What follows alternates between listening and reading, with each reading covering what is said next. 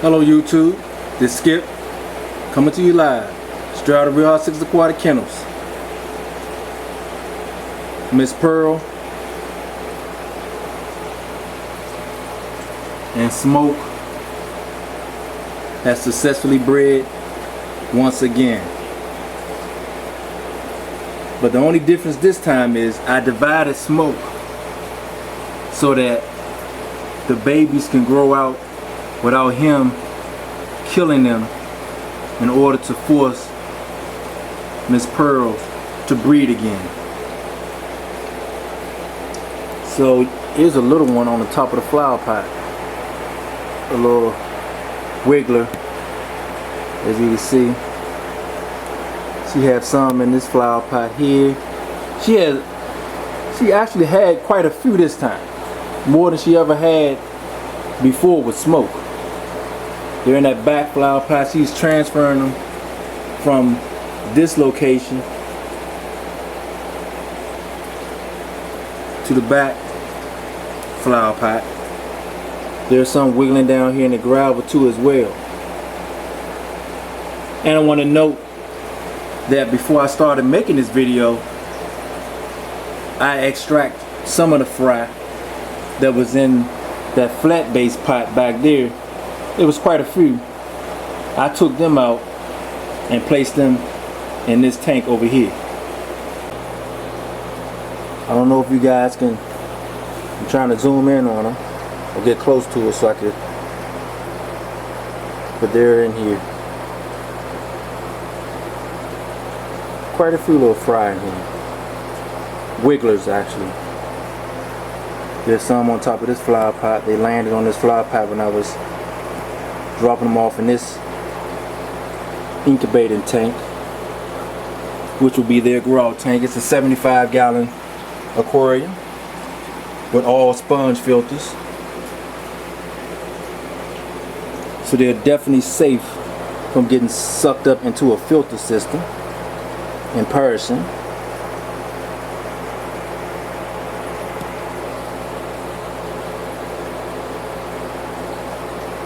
They seem to be doing fine. Now I'm sure these fry are going to grow much slower than the fry that I left in the tank with Miss Pearl. And that is basically a fish fact. The fact of the matter is, you have a more successful rate of growth with wigglers and fry when they stay with the parents for at the very least 3 to 4 weeks after hatching. And if you can manage to, say, keep them in the tank for 2 months, that's even better. Their growth rate will be astronomical. So by the time these wigglers start free swimming, really free swimming throughout the tank, the fry in the tank with Miss Pearl will be probably twice their size.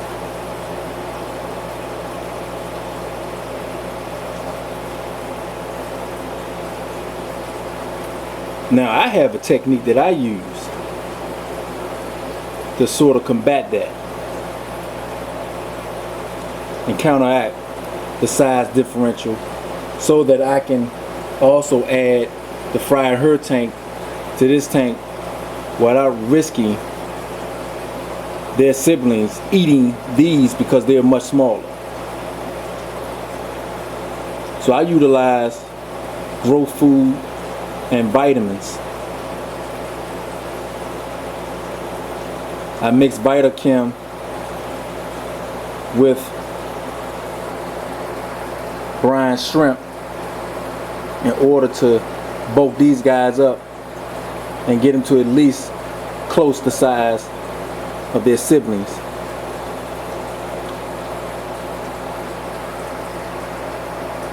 This is a little technique, a little trick I use.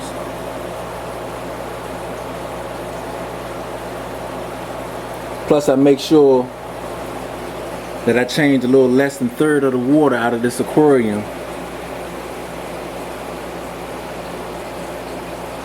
at least once a week after they start swimming,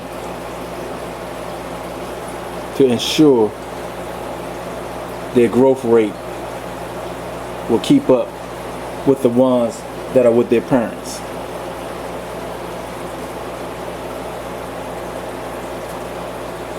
Those are the fish facts. And that is an excellent breeding tip as well. Let's see.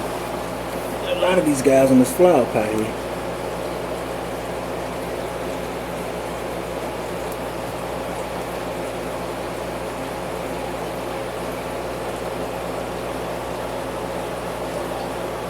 Now the temperature in this aquarium is slightly warmer than the temperature in the aquarium that they were born in. And that's mainly because this is an incubating tank. I want to assure that these fish survive the transfer from one tank to another. I know some of you guys may be saying, well, the temperature variation, wouldn't that stress the fish out? Not really. Actually, these fish prefer warmer water than cooler water anyway. The variation will only affect them if this tank was actually cooler than the tank they were removed from.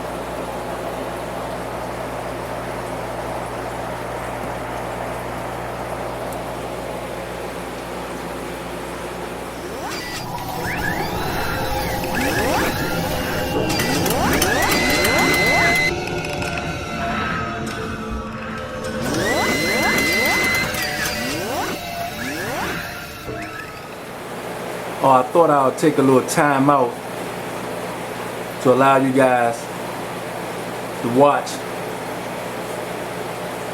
or take a look at some of my grow out Midas that I'm growing out, that I'm keeping. Most of these are staying here. Some of them are going, most of them I've sold. I sold a lot of them. This tank was full of Midas. You see this young male off of Casanova. He and this male are rivals. They constantly fight and bicker, as you can see. I think the Casanova male may be slightly more game. Here's a nice, solid, big male, and he's not off my bloodline. Actually, I got him from Nico's. This is Hobo. And Big Hobo has some nice genetics as well, so I want to incorporate that into my DNA strand. So my genetic pool will be diverse.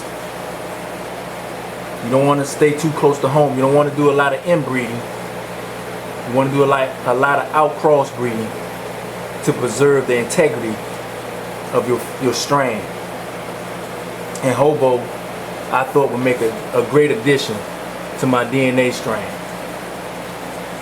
He's a big one. He's the biggest male in here. He's the biggest fish in here, period.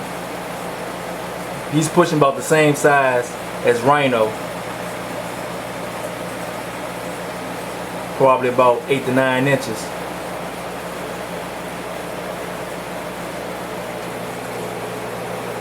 These two are at it again.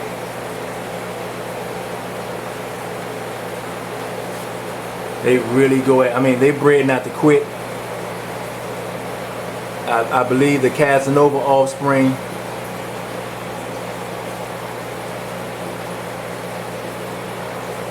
is a tad bit more aggressive than the Slugger offspring, but like I said, they just don't want to stop. They don't want to quit. They go back and forth all the time. And even that young male off of Casanova challenged Hobo every once in a while, which is fascinating because Hobo is like a lot bigger than him, almost twice his size.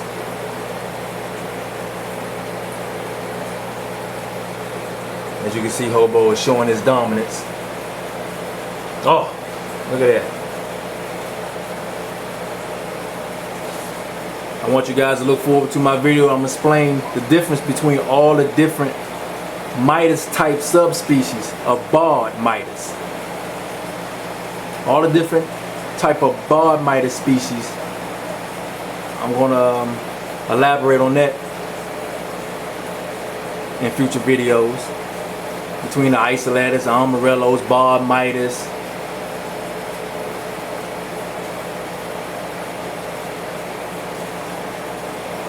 Etc. etc.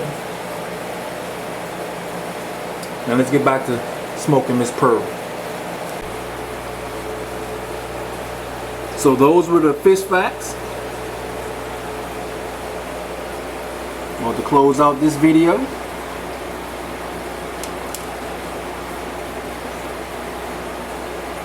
While Miss Pearl searched for more fry to move to whatever isolated location she would like them to go in.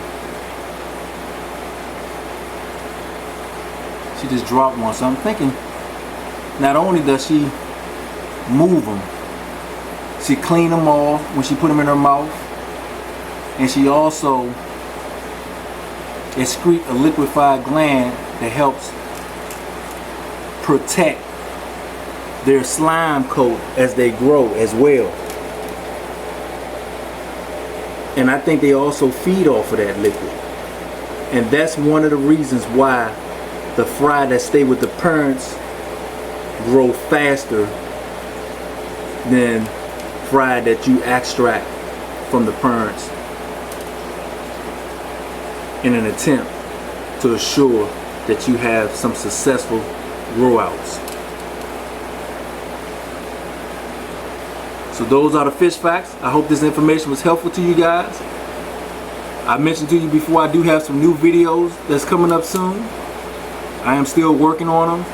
Plus I'm in the process of purchasing me a new camera. This camera right here is just outdated and it's not working proficiently. So I'm looking for new equipment as well.